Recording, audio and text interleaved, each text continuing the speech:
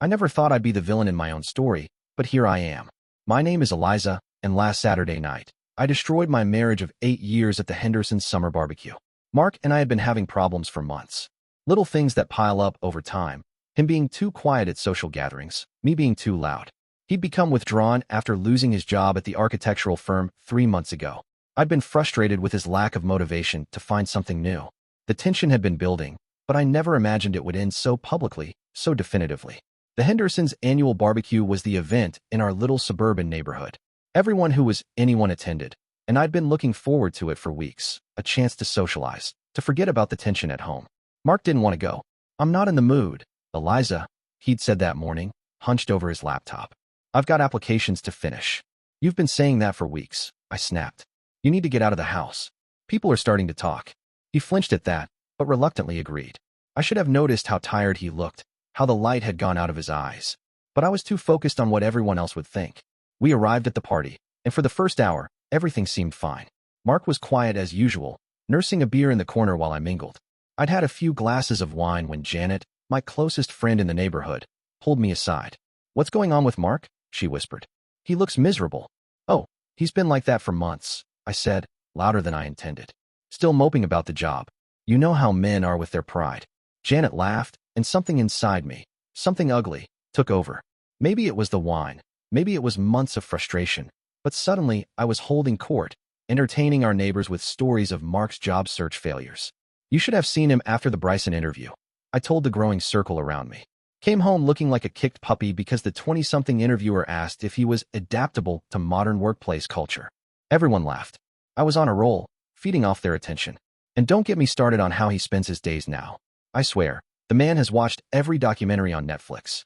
I didn't notice that Mark had drifted closer to our circle. Didn't notice how his face had drained of color, how his hands trembled slightly around his beer bottle. "The funniest part," I continued, "is that he still gets dressed every morning like he's going to work. Dress shirt, slacks, the whole routine. Then just sits in his home office staring at his laptop. Like playing pretend is going to manifest a job." The laughter around me grew, but then abruptly stopped. I turned to see what had caused the sudden silence and found Mark standing directly behind me, his eyes locked on mine. The look on his face, I'll never forget it. Not anger. Something worse. Complete and utter disappointment, mixed with a calm resignation that chilled me to the bone. "Mark, I started, but he cut me off with a raised hand. "Don't," Mark said, his voice steady but quiet. The entire backyard had fallen silent. Even the Hendersons' kids had stopped splashing in the pool. "I've heard enough." I felt my face burning with shame as I realized just how many people had been listening to me. The wine buzz evaporated instantly, replaced by a sickening clarity. "I need to say something," Mark announced, not just to me, but to everyone gathered. He never liked being the center of attention, which made this moment all the more surreal. "Since my wife has been so forthcoming about our private life, I think I owe everyone the full story." Janet touched my arm gently, a gesture of support that I didn't deserve. I wanted to stop him, to drag him away from this public spectacle, but I stood frozen. 3 months ago," Mark continued, "I didn't just lose my job. The firm collapsed after the Westfield project failed, a project I warned them about, by the way. 28 people lost their jobs, not just me. And while Eliza thinks I've been wallowing, I've been trying to help my former colleagues find positions. I've written 42 recommendation letters in the past month alone." Murmurs spread through the crowd. I felt the judgment shifting. Those hours I spend pretending to work? I've been taking online courses to update my skills because apparently, at 42, I'm considered outdated in my field. His voice didn't waver, but I could see the hurt in his eyes. "And yes, I still dress professionally every day. It's called maintaining dignity during a difficult time. Something my wife clearly doesn't understand." I wanted to disappear. Every word was like a knife. Not because he was being cruel. He wasn't. But because everything he said was true. "The interview at Bryson?" Mark continued. "I actually got offered that job. I turned it down because they wanted me to relocate to Chicago. I declined because I didn't want to uproot Eliza from her friends and community. I've been trying to find something local, even though it means less money and prestige." Tears welled in my eyes. I had no idea about any of this. How had we grown so far apart that he couldn't tell me these things? But I knew the answer. I hadn't been listening. I'd been too busy judging. "Mark, I'm sorry," I whispered, reaching for his arm. I had no idea. He stepped back from my touch. "That's exactly the problem, Eliza. You never asked. You just assumed the worst and apparently shared those assumptions with everyone we know. Our neighbors looked profoundly uncomfortable now, studying their drinks or the ground or anywhere but at us. This wasn't entertaining gossip anymore. It was the raw dismantling of a marriage. The thing is, Mark said, his voice finally breaking slightly, I could handle your disappointment. What I can't handle is the disrespect. Not just tonight, but for months. The eye rolls when I talk about job prospects. The sighs when I mention my online courses. The comments about other husbands who are real providers. I hadn't realized how much my frustration had seeped into everyday interactions. Each example he gave was like watching a replay of moments I'd dismissed as minor. So, he said, placing his beer bottle carefully on a nearby table, I think we're done. Not just for tonight. For good. The words hung in the air between us. I couldn't breathe. Mark, please, I said, tears now flowing freely. Let's go home and talk about this. This isn't the place. You made it the place, he replied simply. When you decided our problems were dinner party entertainment. He turned to our hosts. Jim, Sarah, I'm sorry about this.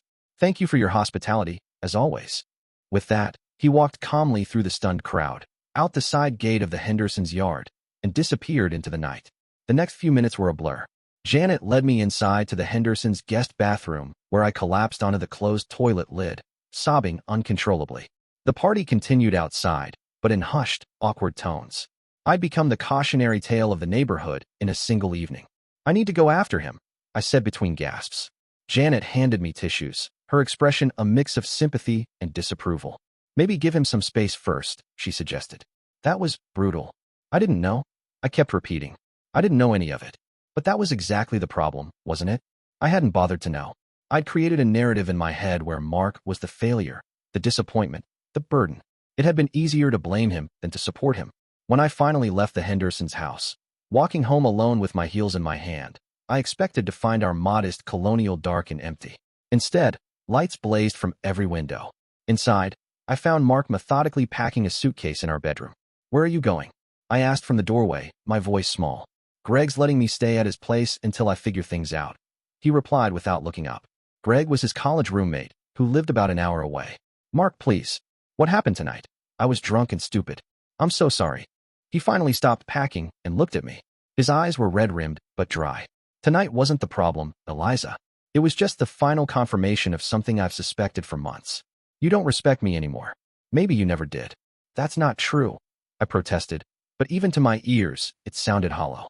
When we got married, Mark said, sitting heavily on the edge of the bed, I promised to love you in good times and bad. The past few months have been the bad for me. I lost my job, my professional identity, my confidence. And instead of standing by me, you became my biggest critic. The truth of his words stung worse than any insult could have. I made a mistake, I whispered. A horrible mistake. But we can fix this. Mark closed his suitcase with a decisive click. That's just it. I'm not sure we can. Or that I want to. He carried his suitcase downstairs, and I followed, desperately trying to think of arguments that would make him stay. But nothing came to mind that wasn't selfish or manipulative. At the front door, he paused. I'll be in touch about practical matters. The mortgage, the car payments, all that. But I need time to think about whether there's anything left to salvage here. How long? I asked. I don't know, he said. But don't wait up. After he left, I wandered through our house like a ghost. In his home office, I found his laptop open to a half-finished job application. Next to it was a notebook filled with meticulous records of networking calls, interview notes, and skill development plans. On the wall was a calendar marked with deadlines and interview dates, an organized campaign of self-improvement and perseverance that I'd completely missed or dismissed. It's been 3 weeks now. Mark texts occasionally about logistics, bills, mail, his plans to come by when I'm at work to pick up more of his things. He's still at Greg's. I've apologized in every way I know how, but the distance between us remains vast. Yesterday, I got a text from him that wasn't about household matters. I got a job offer, it said. Local firm. Good position. Starting next month. I felt a surge of hope as I typed back. That's wonderful. I'm so proud of you. His response was delayed but telling. Thanks. I almost didn't tell you because I was afraid you'd somehow make it about you. The fact that I felt that way says everything. He's right. This story isn't about how I lost my husband at a neighborhood party. It's about how I lost him every day for months before that, one small cruelty at a time, until there was nothing left but the public confirmation of what we both already knew. Some things, once broken, may never be repaired.